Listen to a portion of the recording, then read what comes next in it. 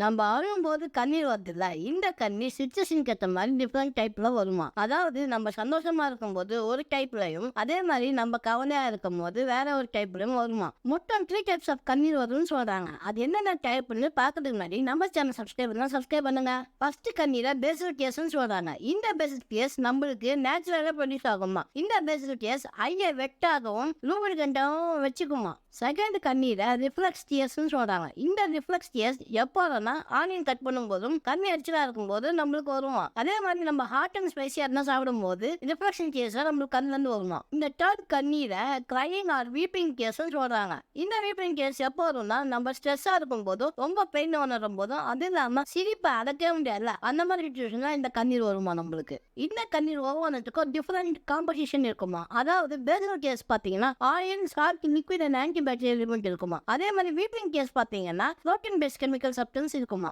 இப்போ நீங்க பாக்குற இமேஜ் வந்து மைக்ரோஸ்கோப்ல எடுக்கப்பட்ட நார்மல் கேஸோட இமேஜ். இந்த இமேஜ் பேசல் கேஸோட மைக்ரோஸ்கோபிக் இமேஜ். இப்போ நீங்க பாக்குறது ரிஃப்ளெக்ஸ் கேஸோட மைக்ரோஸ்கோபிக் இமேஜ். இந்த இன்ஃபர்மேஷன் உங்களுக்கு பிடிச்சிருந்தா லைக் பண்ணுங்க, அப்படியே உங்க ஃப்ரெண்ட்ஸ் அண்ட் ஃபேமிலிக்கு ஷேர் பண்ணுங்க.